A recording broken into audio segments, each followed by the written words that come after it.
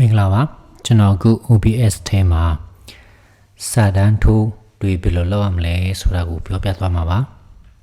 ဆိုတော့စာတန်းထိုးဖို့ဆိုရင်ဒီ source အောက်က add button ပေါ့နော်အပေါင်းခလုတ်ကိုနှိပ်ပြီးတော့မှ test TGI ဆိုတာကိုရွေးပေးရမယ်ဆိုတော့နာမည်ပေးခြင်းလည်းရတယ်မပေးခြင်းလည်းရတယ်ပေးခြင်းပေးနိုင်မယ်ဆိုတော့ကောင်းတယ်ပေါ့နော်ကျွန်တော်အခု Unicode ကိုအရင်စမ်းကြည့်ပေးမယ် UNCOD Unicode ကိုအရင်စမ်းပေးမယ်ပြီးတော့ကျွန်တော် font ကိုရွေးရမယ် font ရွေးတဲ့အခါမှာဒီဒါကသူစာလုံးပဲပြပေးတာဒီမှာတန်းနှိပ်ပြီးရွေးရမှာမဟုတ်ဒီ select font ကိုတော့နှိပ်ပြမှာဒီမှာနှိပ်လိုက်ပြီးလို့ရှိရင်ကျွန်တော်မြန်မာ text ဆိုတဲ့ Unicode ကိုကျွန်တော်စမ်းပြပေးမယ်ပေါ့နော်မြန်မာ text ဆိုတဲ့စာလုံးOkay တွေ့ပြီပြီးလို့ရှိရင်မြန်မာ test မှာတော့ regular ယူမလား bold ယူမလား side block ယူမလားဒီမှာတစ်ခါတည်းရွေးပေးလိုက်ရတယ်ကျွန်တော်ကပုံမှန်ပြ14ဆိုကျွန်တော်14ရွေးလိုက်မယ်ပြီးရင် okay နှိပ်လိုက်မယ်ပြီးဒီမှာစာရိုက်လို့ရပြီဆိုတော့ကျွန်တော်ကမြန်မာစာရိုက်လိုက်မယ်ပေါ့နော်ဆိုတော့နေကောင်းလားဘရူဂျီ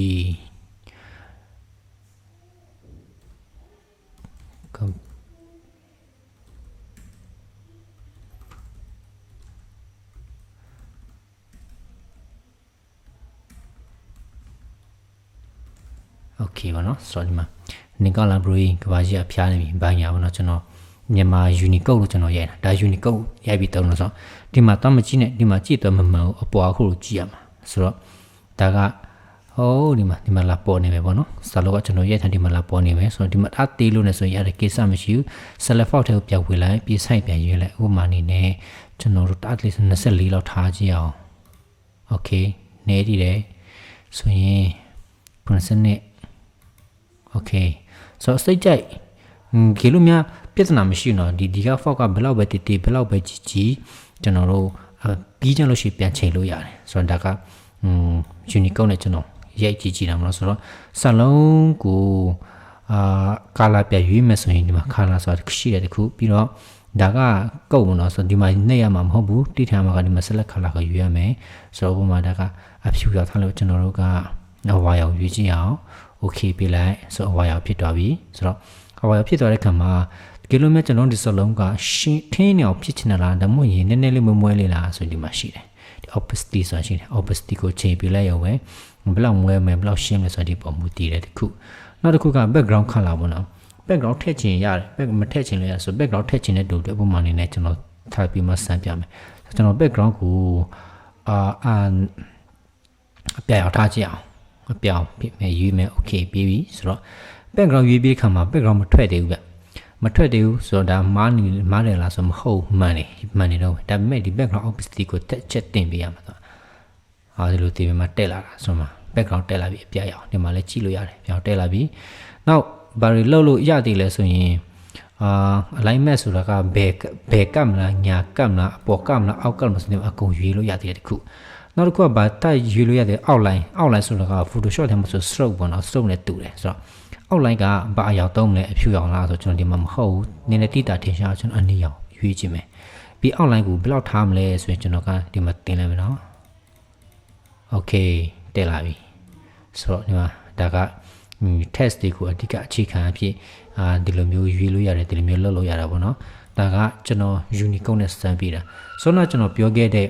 site ကတင်းနေတဲ့ကြီးနေဆိုကိစ္စမရှိဘူးဒီထဲမှာပြပြင်လို့ရဆိုတာချက်ဆက်လက်ပေးလိုက်ပြီးဒီမှာရွေးလိုက်ကြိုက်လို့ညှိလို့ရသေးတယ်ဒီထဲမှာဟုတ်ပြီနော်ဒီမှာကျက်လို့ညှိလို့ရသေးတယ်ဆိုတော့ကိစ္စမရှိဘူးဒါကကျွန်တော် Unicode နဲ့စမ်းထားပြီးတာဆိုတော့ကျွန်တော် Win1 နဲ့ထပ်စမ်းပြအောင်မယ်ဆိုတော့နောက်ထပ် test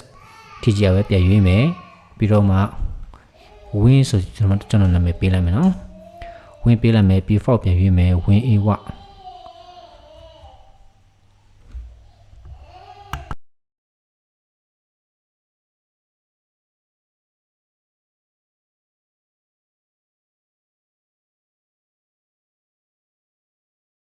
โอเคဝင်းဝတွေ့ပြီဆိုတော့ဝင်းဝနှိပ်လိုက်မယ်โอเคပေးလိုက်မယ်ဒီမှာ normal rainbow တွေရွေးလို့ရသေးတယ်เนาะဆိုတော့ထားလိုက်ပါတော့ site ကလောလောဆယ်သူ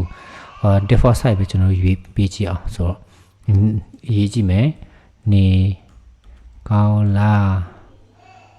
မင်္ဂလာပါโอเคကျွန်တော်ရိုက်ပြီးပြီဆိုတော့ စောနာကအတိုင်းပဲဟိုကာလာတွေဘာညာကွက်တကားတွေရွေးချင်တယ်ဆိုလဲရွေးလို့ရသေးတယ်ဆိုတော့ကျွန်တော်ဒီမှာမပြတော့ဘူးဝင်းလည်းအဆင်ပြေတယ် Unicode လည်းအဆင်ပြေတယ်ဆိုတော့ကျွန်တော်ခါရက်ဆိုကျွန်တော်ဝင်းမသုံး Unicode ပဲတောက်လျှောက်ကျွန်တော်သုံးတယ်ပေါ့နော်ဆိုတော့ဒါကOBS ထဲမှာစာရထိုးမယ်ဆိုရင်ဘယ်လိုလုပ်မလဲဘယ်လိုရွေးရမလဲဆိုတာပြောပြသွားတာဖြစ်ပါတယ်မေးဆရာရှိရင် comment ထဲကိုကြော်လိုက်ခဲ့ပါခင်ဗျ